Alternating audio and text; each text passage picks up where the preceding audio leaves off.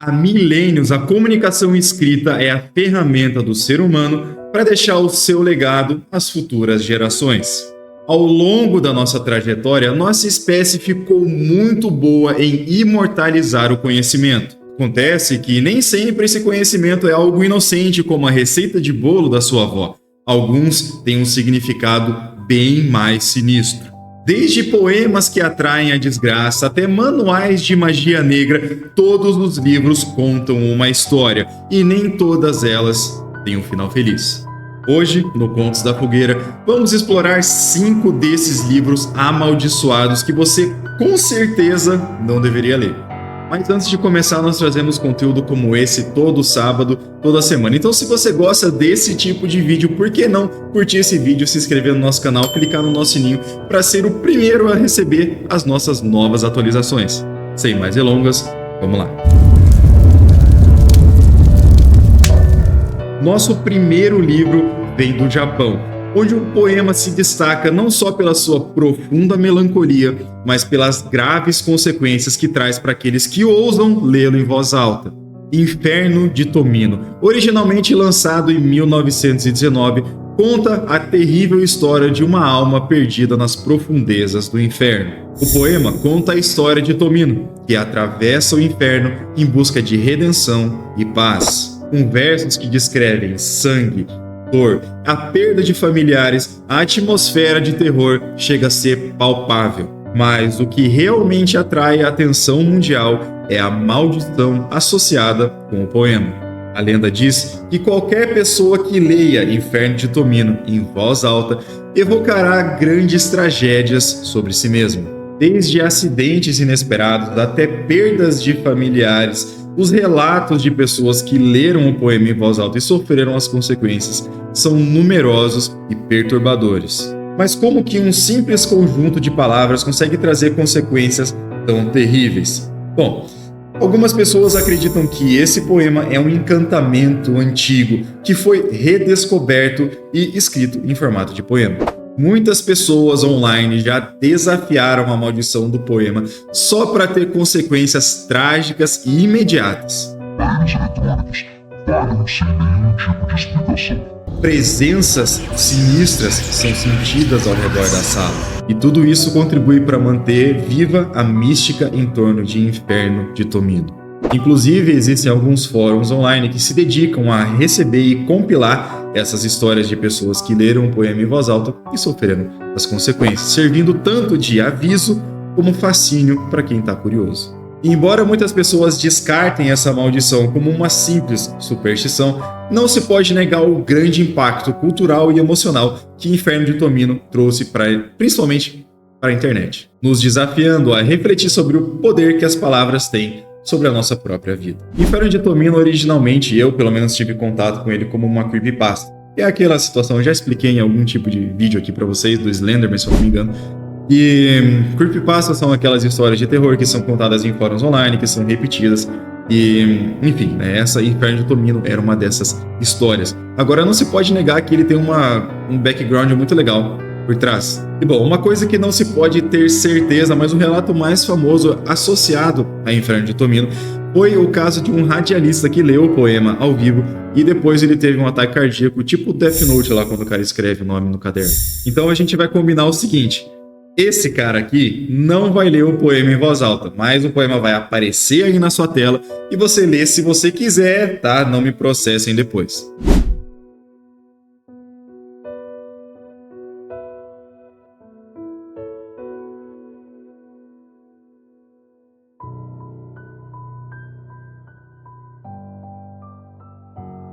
E aí, tá vivo? Vamos continuar? Podemos? Vamos então agora sair das nossas terras místicas do Japão e partir para o nosso próximo livro que retrata e, digo mais, condensa as criações da mente perturbada de Howard Phillips Lovecraft, conhecido como HP Lovecraft. Agora adentramos nas páginas sombrias do Necronomicon, fonte da perturbada mente de HP Lovecraft. Esse livro, que é fictício, diga-se de passagem, é tratado nas histórias de Lovecraft como uma fonte de conhecimento arcano que traz encantamentos capazes de ressuscitar os mortos e invocar entidades antigas e malignas. Mas qual seria a verdadeira natureza por trás desse livro misterioso? O Necronomicon foi mencionado pela primeira vez na obra de H.P. Lovecraft, O Cão, publicada em 1923. Supostamente escrito pelo árabe louco Abdul al-Hared, o Necronomicon conteria detalhes da prática de rituais proibidos, visões apocalípticas e encontros com seres além da compreensão humana. Só para esclarecer para você, tá? Quem concebeu o Necronomicon foi H.P. Lovecraft, mas nas suas histórias ele usou um personagem como o autor do livro, só para ficar claro.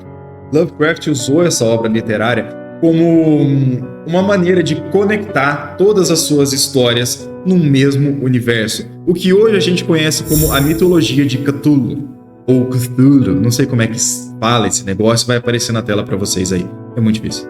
Apesar de ser uma obra de ficção, o Necronomicon capturou a imaginação de milhares de pessoas ao redor do mundo e inclusive serviu de inspiração para diversas mídias como filmes, jogos e livros e muito mais.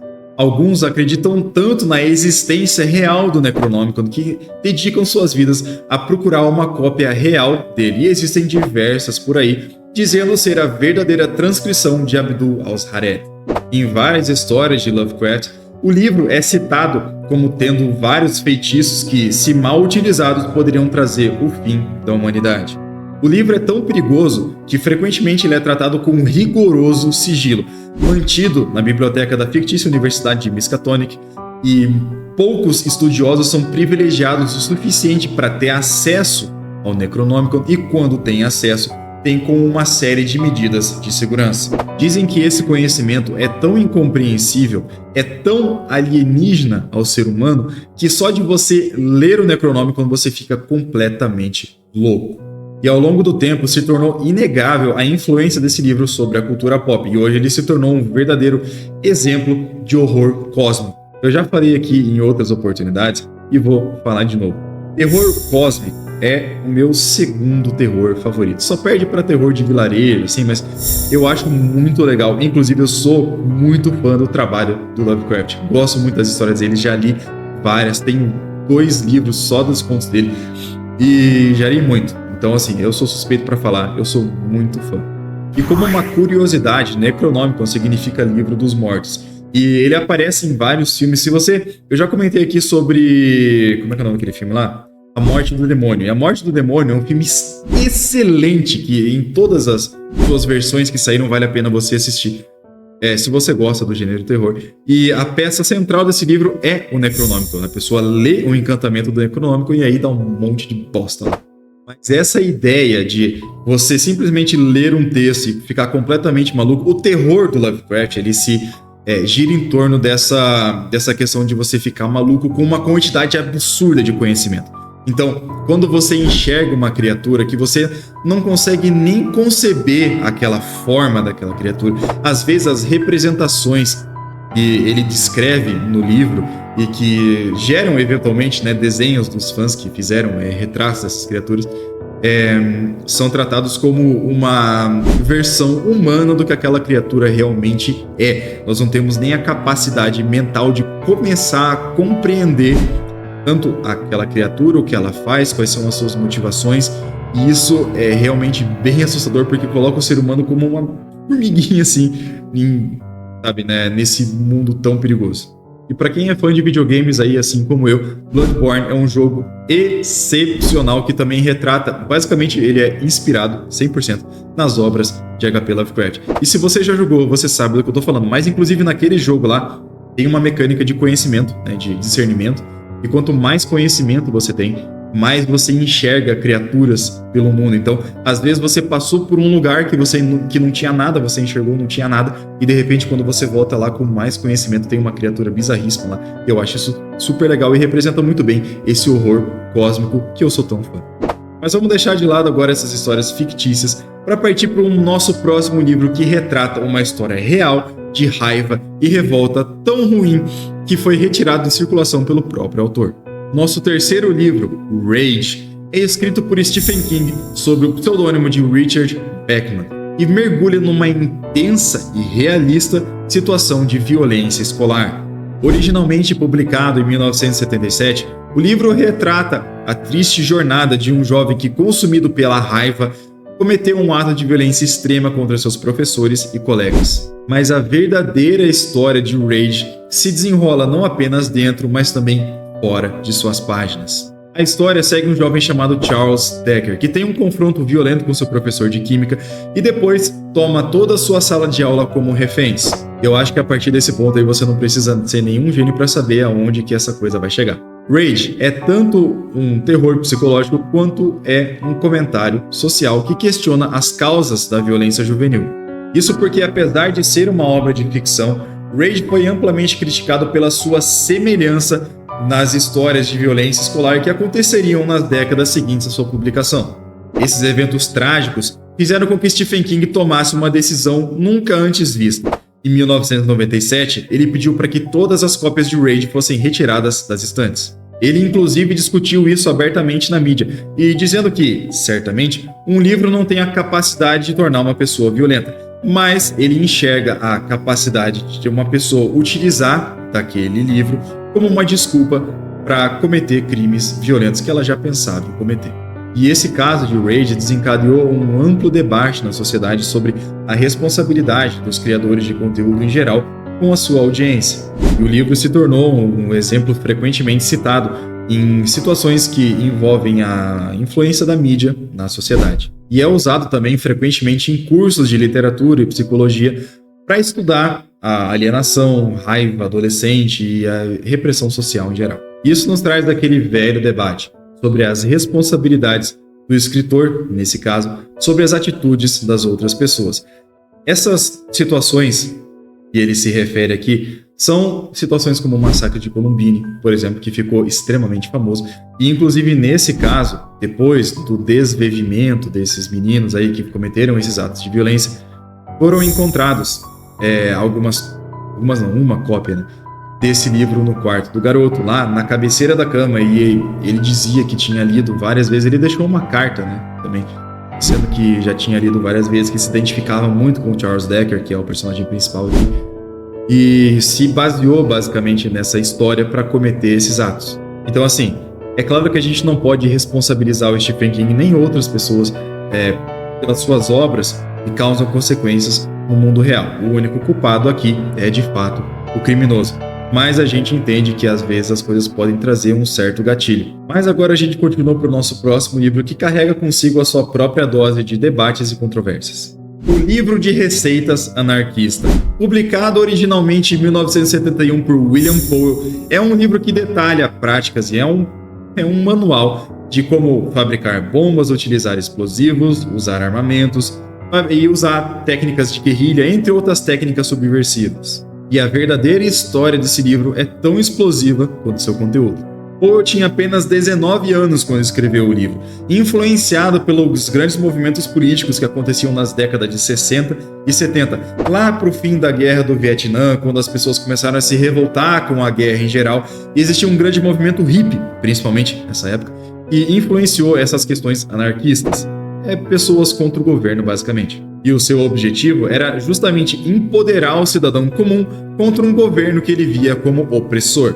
Entretanto, ao longo dos anos, Poe se desiludiu com a sua criação e verdadeiramente se arrependeu de ter escrito esse livro.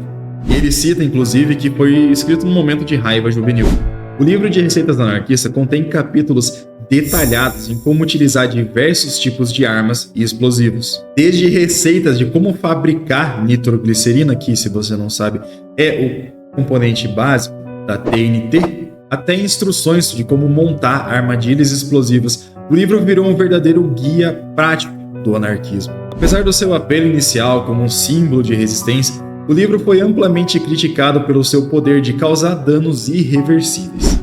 Inclusive, com o passar das décadas, o livro foi relacionado com diversos ataques terroristas e tiroteios em escolas. Isso gerou um grande debate sobre a liberdade de expressão, até onde as pessoas podem falar o que elas quiserem, inclusive com instruções tão perigosas, capazes de causar um dano tão grande. Alguns acreditam que a informação tenha que ser livre, não importa a situação. Outros acreditam que existem sim exceções em que a liberdade de expressão deve ser censurada. Antes do seu falecimento em 2016, William Powell reiterou várias vezes o seu remorso em ter escrito esse livro. Inclusive, no final da sua vida, ele trabalhou bastante com educação internacional numa tentativa de reparar os danos que ele poderia ter causado. E isso aqui talvez seja uma situação até um pouco diferente do nosso último livro, Rage, que aqui sim a gente começa a entrar num cenário um pouco mais nebuloso. Veja, Stephen King contava a história de um garoto que sofria com violência na escola, que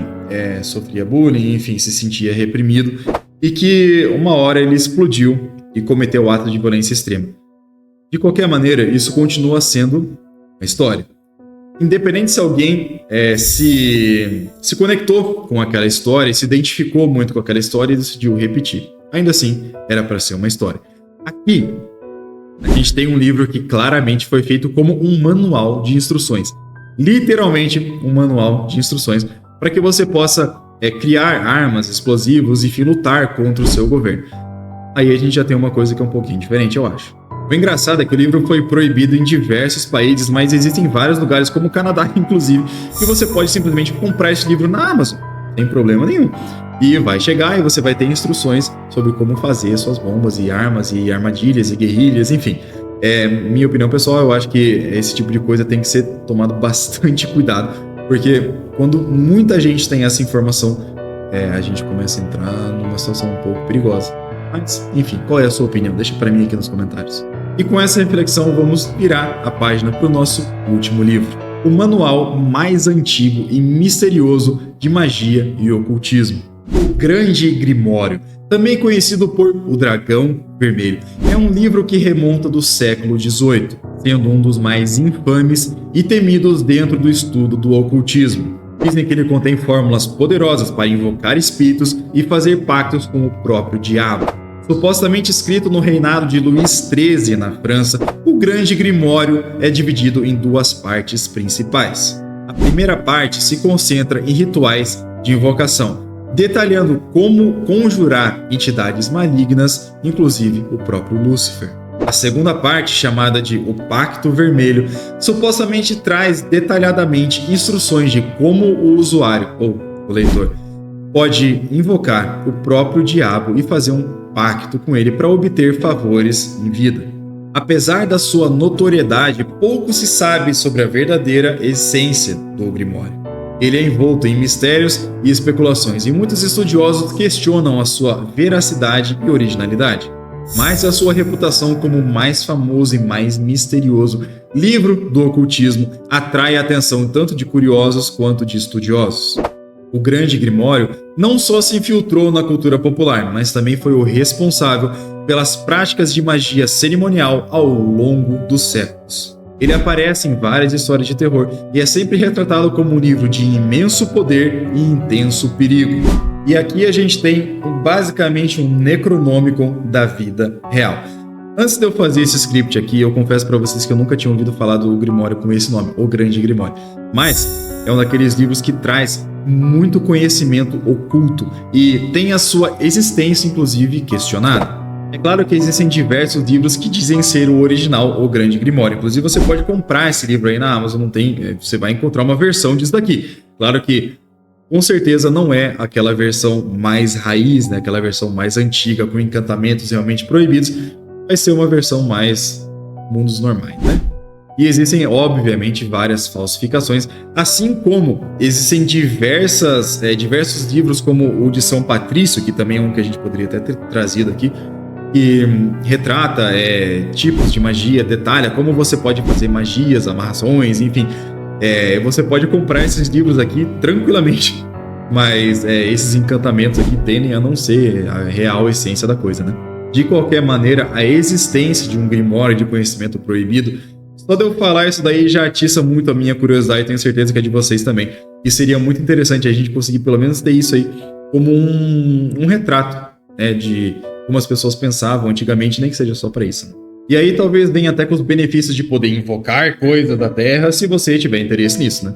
Mas e você? Qual livro você achou mais legal, mais atiçou a sua curiosidade? Conta aqui pra mim nos comentários, inclusive se você tem outro livro que gostaria que eu cobrisse por aqui, de repente a gente faz até uma parte 2. E já que você vai estar lá embaixo, por que não curtir esse vídeo, se inscrever no nosso canal e clicar no nosso sininho para você ser notificado de todas as nossas novidades a partir de agora. Muito obrigado por ter assistido até o final. Um grande abraço. Falou!